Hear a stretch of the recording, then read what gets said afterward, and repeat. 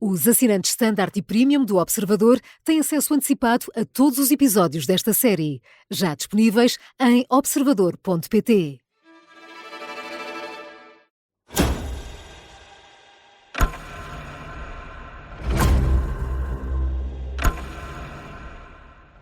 Só há uma regra: não ser reconhecido.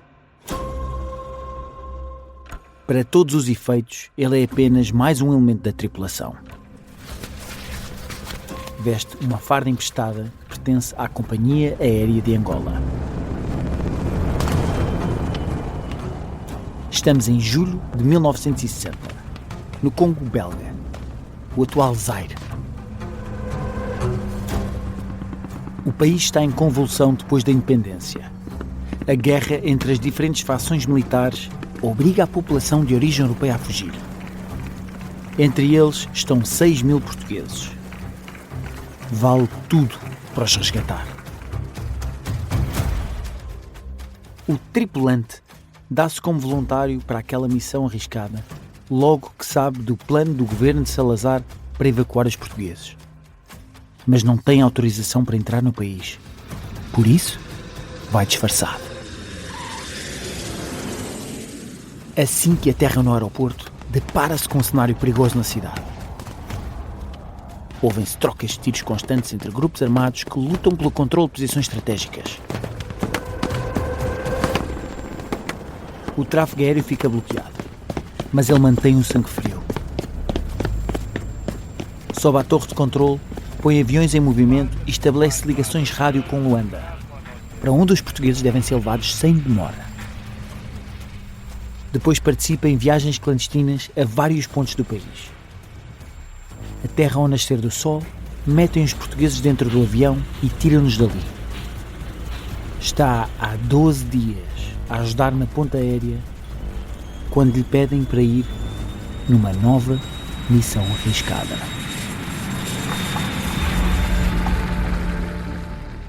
Há 60 pessoas que precisam de ser resgatadas numa cidade remota no sul, a cerca de 1.300 km da capital. Mas assim que aterram, reparam imediatamente nos jipes carregados de homens armados que aceleram em direção ao avião. Ele é o único que sai para os enfrentar. Pedem-lhe os documentos. Entrega apenas uma carta de piloto. Esconde o passaporte diplomático para não denunciar a identidade e não comprometer o governo português. Tinha combinado um sinal com o comandante do avião. Se de repente cruzar os braços atrás das costas, quer dizer que estão em perigo. O comandante deve levantar voo imediatamente e fugir dali. Mas já não há tempo para isso. Quando tenta mover os braços, sente a arma encostada ao corpo.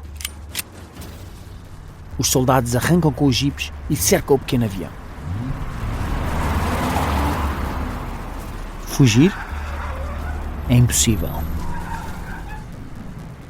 A tripulação é presa e levada para uma sala de despacho de malas do aeroporto. Os homens armados fazem um julgamento improvisado mesmo ali. Os invasores são acusados de violar a soberania do país. Muitos sugerem um veredito implacável: o fuzilamento. O homem disfarçado de tripulante vê-se à beira da morte, sem ter como escapar. Até que alguém repara num pormenor: uma fotografia que ele traz na carteira.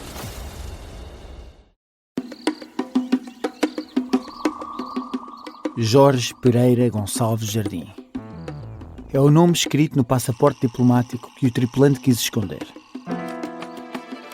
O engenheiro Jardim, como quase todos o tratavam, era um político português, deputado à Assembleia Nacional por Moçambique. Era um empresário respeitado e um pai de família que teve 13 filhos. Só que, afinal, ele era muito mais do que parecia. O engenheiro Jardim era especialista em executar missões clandestinas em países hostis. Nunca deixava que o apanhassem desprevenido sem uma arma, uma granada ou uma cápsula de cianeto. Liderava uma rede de agentes informadores e garantia que havia sempre muito dinheiro para comprar influências ou pagar golpes de Estado. O que estava à vista de todos escondia, na verdade, um outro mundo, secreto, paralelo e perigoso.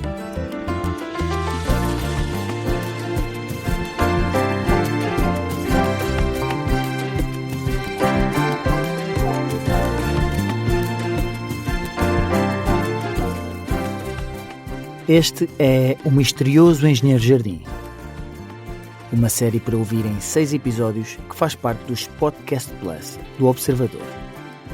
É narrada por mim, Lourenço Ortigão, com banda sonora original dos HMB.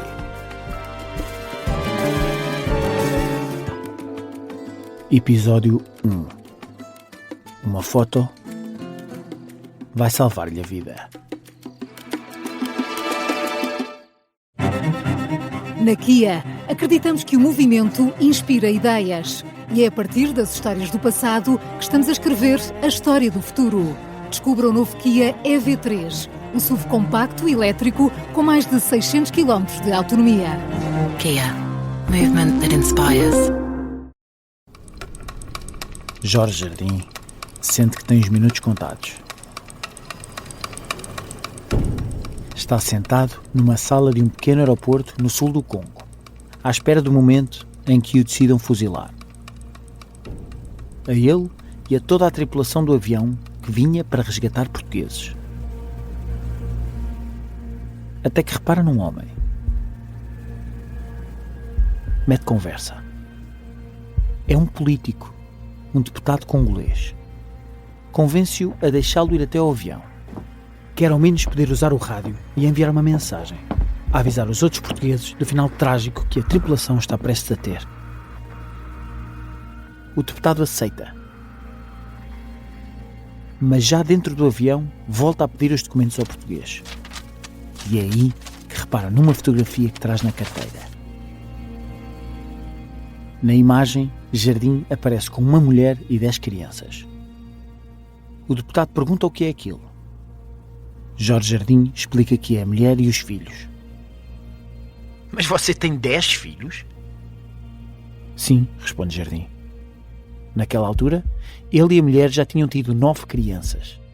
A 10ª é uma órfã chinesa que tinham adotado. Com 9 filhos? E ainda adotou uma órfã chinesa?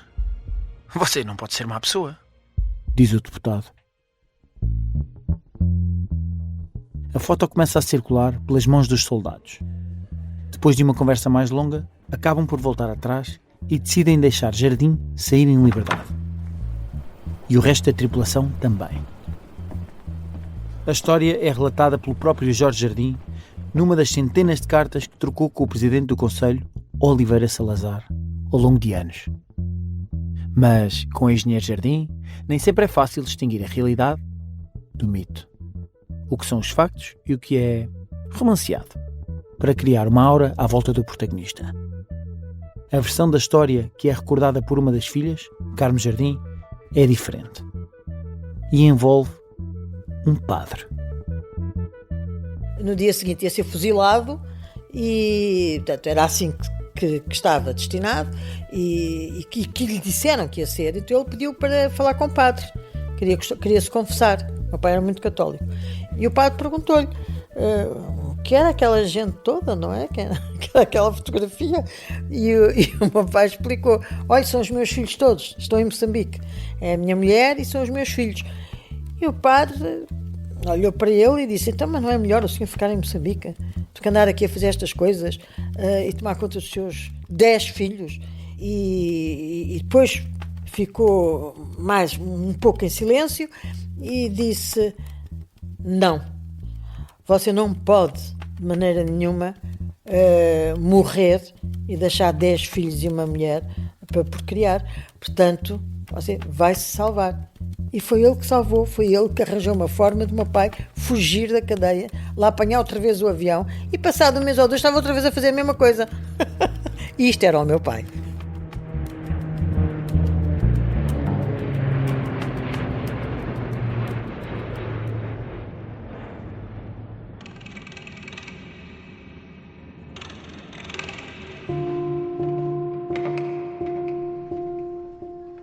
Durante muitos anos, pelo menos enquanto os filhos eram mais novos, o pai era uma incógnita.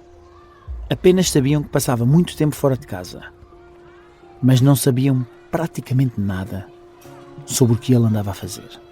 Nada, zero, nada, nem pouco mais ou menos. Nós não percebíamos nada o que é que o meu pai trabalhava. Sabíamos que o meu pai era o administrador da Lusalite e não nos interessava nada. Também não sabíamos o que é que os outros pais faziam, não é? Só sabíamos que os outros pais estavam em casa sempre e o nosso pai não estava. Isabel Maria Jardim, conhecida na família como Patuxa, é a mais velha dos irmãos. Depois do episódio da fotografia que lhe salvou a vida no Congo, Jorge Jardim e a mulher ainda tiveram mais 3 crianças. No total, o clã Jardim tinha 13 filhos, 10 raparigas e 3 rapazes. Elas viriam a causar sensação em Moçambique por quebrarem as convenções. Quase todas fizeram saltos de paraquedas. Uma foi considerada a mulher mais audaciosa do mundo. Chegou a acompanhar o pai em missões clandestinas. Anos mais tarde, já em Portugal, seriam alvo da atenção das revistas do social. Entre as irmãs estão Sinha, Mituxa ou Xenica Jardim. Apesar de ser um pai ausente, os filhos aprenderam desde muito cedo a venerá-lo. Além de ser o nosso pai, era o nosso herói, era o nosso... Era tudo, quer dizer, para nós era assim um ser extraterrestre quase que nós venerávamos. Que não se podia fazer barulho lá em casa porque o pai estava a dormir, que não se podia porque o meu pai sempre gostou muito de trabalhar de noite e portanto de manhã andávamos pé ante pé para, quando passávamos ao pé da porta do quarto deles, que era para não incomodar e não sei o quê. Outra das filhas, Carmo Jardim, só soube perto dos 20 anos o que é que o pai andava realmente a fazer quando se ausentava por longos períodos. Era uma pessoa que eu engolia o que ele dizia, percebe?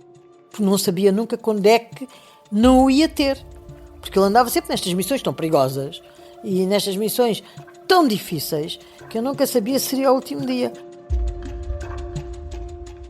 Oficialmente, no início dos anos 50, o engenheiro Jardim era administrador de uma empresa em Moçambique.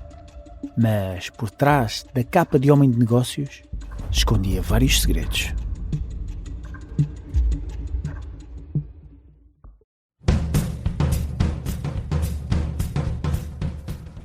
Todos concordam num ponto. Desde muito novo, Jardim não conseguia estar parado um segundo. A cabeça dele trabalhava a uma velocidade estonteante. Gostava de viver depressa e de forma perigosa. Os amigos atribuíam a personalidade excêntrica ao facto de quase ter morrido com uma meningite com apenas 4 anos. A doença deixou-lhe mazelas. Era um homem baixo e franzino. Tanto que não passou na inspeção quando era jovem. Foi reprovado no exército. Conta-se que foi o maior desgosto da vida dele. Que naquele dia chegou a casa a chorar. Dizia que não servia para nada, que assim não era homem. E muito do que viria a fazer mais tarde seria para lhes provar que eles estavam errados. Tira o curso de agronomia. Destaca-se nos escoteiros, onde conhece a mulher, Teresa. Faz parte de uma geração de jovens que ganham consciência política depois do caos da Primeira República e que se identificam com a ordem trazida pelo autoritarismo de Salazar.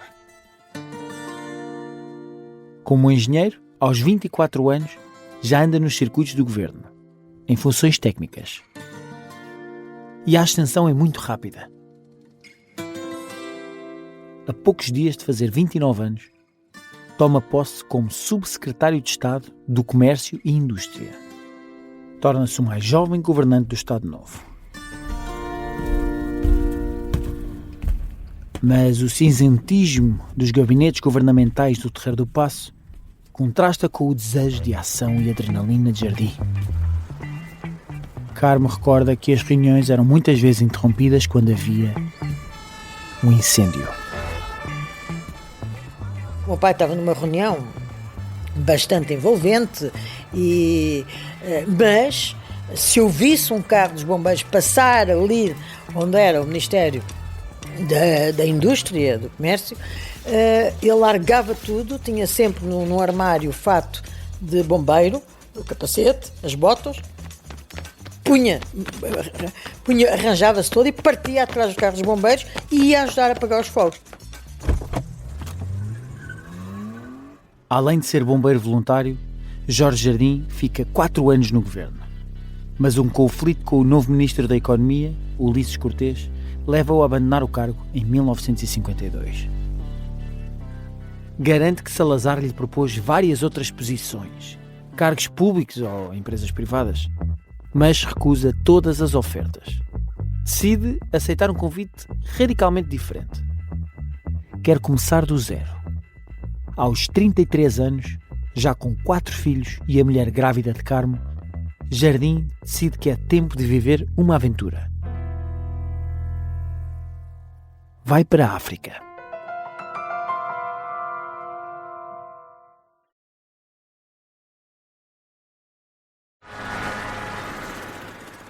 Jardim é convidado para administrador da filial da Lusalite, uma fábrica de fibrocimentos na Beira, em Moçambique. Chega sozinho no início de agosto de 1952. A família só irá 6 meses mais tarde. Vai numa altura de enorme desenvolvimento nas colónias, explica o historiador Pedro Aires Oliveira. Ele realmente vai para Moçambique em 52, exatamente numa conjuntura em que a economia dos territórios ultramarinos portugueses começa a ganhar um certo impulso, um certo dinamismo. E havia, portanto, recursos significativos para o desenvolvimento infraestrutural de Moçambique e de Angola. Estradas, pontes, vias férreas, aeródromos. Nessa altura, no fundo, o regime colonial português sentia a necessidade de procurar novas fontes de legitimação internacional, não é? E o desenvolvimentismo colonial, a melhoria das condições materiais de vida no ultramar, para a população colona e também, em alguma medida, para os africanos, era um dado importante para também mostrar em certos fóruns internacionais. É pouco tempo depois de chegar a Moçambique que Jardim começa a partir em missões secretas, a ser uma espécie de agente não oficial do governo. Tinha um trunfo para isso: uma linha direta com o poder. –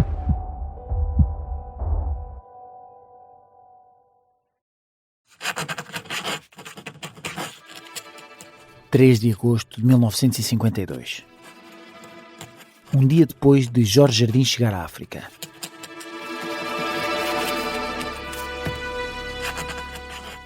Está sentado a escrever uma carta.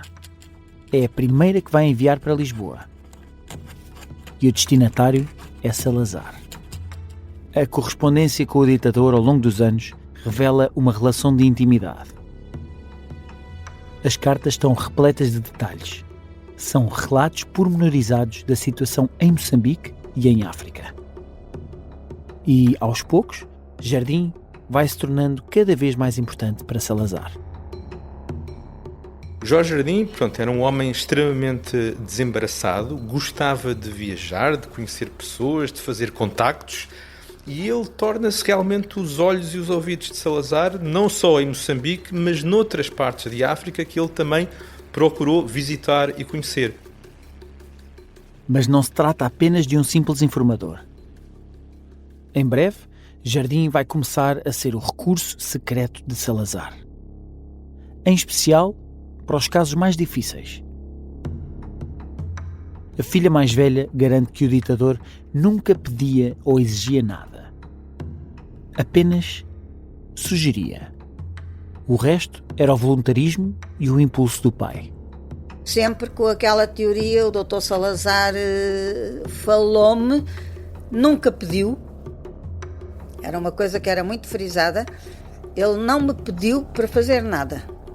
Perguntava sempre se eu conhecia alguém ou se eu indicava alguém para poder ir fazer isto ou aquilo. E ele oferecia-se. Lembro-me da minha mãe dizer isso. O pai oferece para tudo e esquece que tem tantos filhos e eu fico aqui sozinha com vocês. 2 anos depois de chegar a Moçambique, o engenheiro Jardim vai começar a provar o que vale. E num território muito distante de África.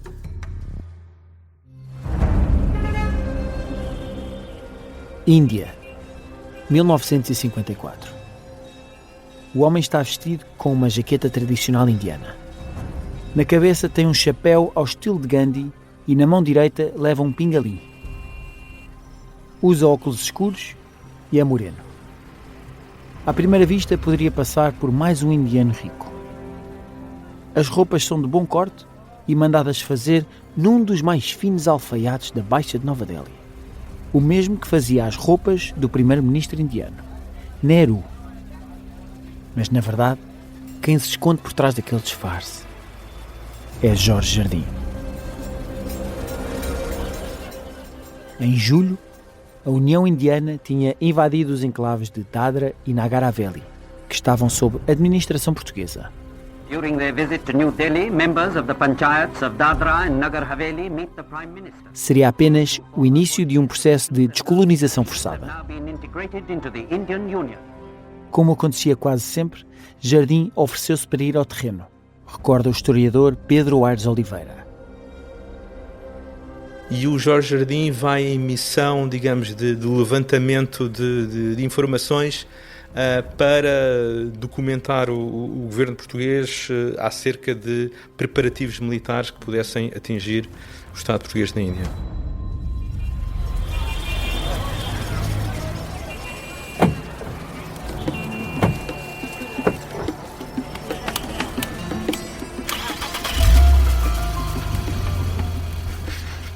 Durante 12 dias, percorre parte da Índia num táxi. Numa carta escrita a Salazar, gaba-se de ser o único português, ou talvez mesmo o único europeu a conseguir atravessar livremente os territórios indianos. Chega até a infiltrar-se nos grupos que defendem a integração dos territórios portugueses na União Indiana. E, acima de tudo, aproveita para montar uma rede de informações que terá como base a Luz-Alite de Goa, com o objetivo de manter o governo de Lisboa informado de tudo o que está a acontecer. Mas a viagem terá ainda um pormenor importante. Traz um amuleto que passará a acompanhá-lo sempre, em todas as missões. Tal como Indiana Jones nunca se separava do famoso chapéu, a partir daquele momento, Jardim nunca mais larga o bivac indiano. Lembra a filha Carmo. Sim, que ele vestia-se como o Nehru, não é? E andava sempre com isso, sempre. Em todas as missões que ele fizesse, para norte, para sul do país, para sul não, mas para norte, ou para países vizinhos, etc. E, aliás, se por acaso se esquecia, voltava atrás com o avião para ir buscar. Tal era a importância daquele objeto que ele tinha trazido da Índia.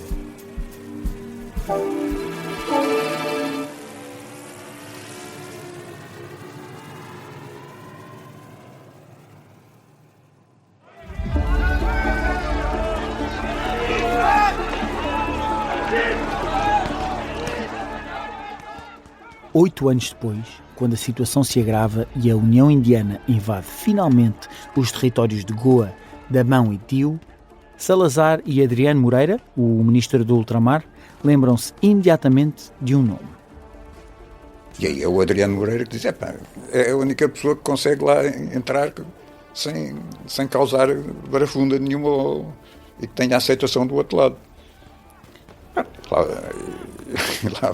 Lá vai ele. Orlando Temes de Oliveira é genro de Jorge Jardim. Ouviu muitas histórias das aventuras do sogro contadas pelo próprio. Entre elas, as missões na Índia. Hoje em dia é o guardião das agendas onde Jardim apontava todos os passos que dava. Na altura, a filha Carme tinha apenas 10 anos e lembra-se da família fazer o que sempre fazia quando o pai saía em viagem. Recordo-me perfeitamente, nós tínhamos um oratório, a minha avó tinha um oratório no meio lá da casa, de um corredor, e que todas as noites rezávamos o terço pelo meu pai que estava na Índia. E portanto aquilo fazia-nos assim uma imensa impressão, o que é que ele está a fazer na Índia, tão longe? Jardim tinha sido encarregado de uma missão: negociar as condições para libertar cerca de 4.000 soldados portugueses que tinham ficado retidos em Goa depois da invasão dos indianos. Explica o historiador Pedro Aires Oliveira, especialista no período da descolonização. Há um elevado número de militares portugueses que são feitos prisioneiros pela União Indiana, estão em campos de prisioneiros de guerra, e o governo português, como tardava em reconhecer a consumação desse facto político, não é? Ainda estava a tentar desenvolver diligências internacionais para reverter a situação. Isto levou ao arrastamento da situação dos prisioneiros de guerra portugueses, e o Jorge Jardim é alguém que vai ter um papel de intermediação neste episódio. Mas não era assim tão fácil entrar novamente na Índia e ter liberdade de movimentos. Por isso, Jardim monta um esquema ardiloso. Primeiro passo: arranjar a colaboração de alguém influente. A bem ou a mal? A vítima: Kalyanji Kakubai, um indiano milionário a viver em Moçambique. O método: Jardim assalta-lhe a casa e rouba documentos que provam que Kakubai é favorável à invasão de Goa. Depois vai ter com ele, conta-lhe o que fez e diz-lhe que ele até devia agradecer-lhe pelo assalto, porque a PIDE, a polícia política, estava quase a fazer o mesmo. Iria certamente prendê-lo quando encontrasse os documentos. É tudo mentira. Mas não importa, porque o indiano já está amedrontado. E mais fica quando Jardim lhe diz que a mulher e o filho, que vivem em Lisboa, estão sob sequestro. Basta um telefonema para o confirmar. E de facto, quando o indiano liga para Portugal, a mulher diz-lhe que está um capanga à porta de casa. Faz tudo parte do plano. Não há razões para as coisas não acabarem bem, tranquiliza Jardim. Mas para isso, o indiano tem de lhe arranjar 3 coisas: um salvo-conduto na Índia, contactos de alto nível em Nova Delhi e acesso a toda a fortuna que ele tem em Moçambique. Kakubai fica sem alternativa e acaba mesmo por ceder.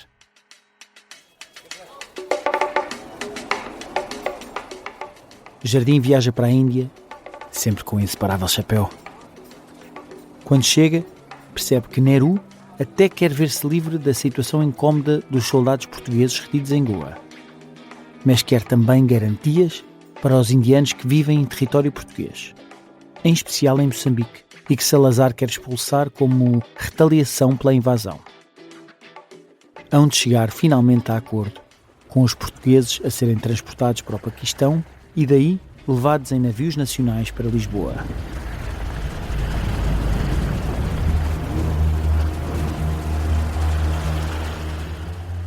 O ministro Adriano Moreira viria mais tarde a admitir que a ação de Jardim foi decisiva para a resolução do conflito com a Índia. O engenheiro foi mesmo a última pessoa a deixar o território depois do governador, Vassal e Silva. E, ainda que de forma discreta, acabou condecorado com a Ordem do Império. Mas Jorge Jardim estava ainda mandatado para uma outra missão especial.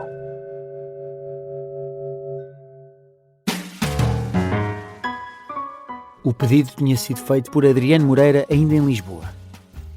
Já à porta do gabinete, depois de aceitar a missão e antes de se despedir, Jardim perguntou-lhe se queria alguma coisa de Goa. Em jeito de desafio, o ministro respondeu que sim, queria que ele lhe trouxesse o quadro de Afonso de Albuquerque, o vice-rei da Índia que conquistou Goa para os portugueses e que estava no palácio do Hidalcão, em Pangim. O genro, Orlando Temes de Oliveira, recorda como Jardim levou aquilo a sério. Raparam um dos quadros, embrulharam aquilo, mandaram para Lisboa. Semanas depois, um caixote chega ao gabinete do ministro. Quando abre, Adriano Moreira tem uma surpresa, conta Patuxa Jardim. O Adriano mandou-lhe um telegrama a dizer: também tem barbas, mas não se chama Afonso de Albuquerque. Tinha trazido o retrato errado. Pertencia a outro vice-rei, Dom João de Castro. Jardim não perde tempo. Volta à Índia e, à segunda vez, recupera o quadro certo. Lembro muito bem da minha mãe chamar-me e dizer assim: tu sabes onde é que está o pai? Não. Quando os filhos souberam do que estava a acontecer, Jorge Jardim já estava muito longe de casa. Era sempre assim. Nunca avisava que ia sair. Nunca revelava para onde iria a seguir. Normalmente só descobriam quando a mãe e a avó os convocavam para rezar pelo pai, que tinha ido em mais uma missão. Patuxa recorda-se do dia em que, já com 14 anos, a mãe lhe revelou que o pai iria tentar sabotar a operação de um grupo armado que estava a ser notícia em todo o mundo. Um susto de morte. Era sempre o nosso pânico. E agora se o matam? E agora? Mas essa é uma história para o próximo episódio.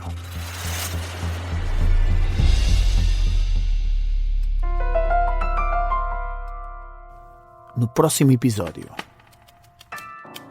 Ele copiava, é um facto, do princípio ao fim, o James Bond.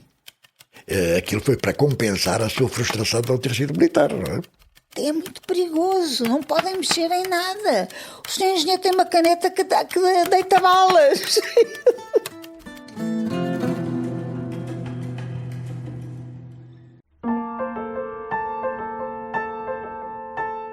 O Misterioso Engenheiro Jardim é uma série para ouvir em 6 episódios e faz parte dos Podcast Plus do Observador. É narrada por mim, Lourenço Ortigão, e tem banda sonora original dos HMB. O guião e as entrevistas são de João Santos Duarte. A sonoplastia é de Mariana Sousa Aguiar. O design gráfico é de Miguel Ferrazo Cabral. A edição é de Tânia Pereirinha e de João Santos Duarte. A coordenação é de Miguel Pinheiro, Filomena Martins, Pedro Jorge Castro, Ricardo Conceição e Sara Antunes de Oliveira. Neste episódio ouvimos sons retirados do YouTube. Se gostar desta série, pode seguir, dar 5 estrelas e comentar o episódio na Apple Podcasts ou no Spotify. Pode subscrever e gostar no YouTube. Assim, recebe uma notificação sempre que houver um novo episódio.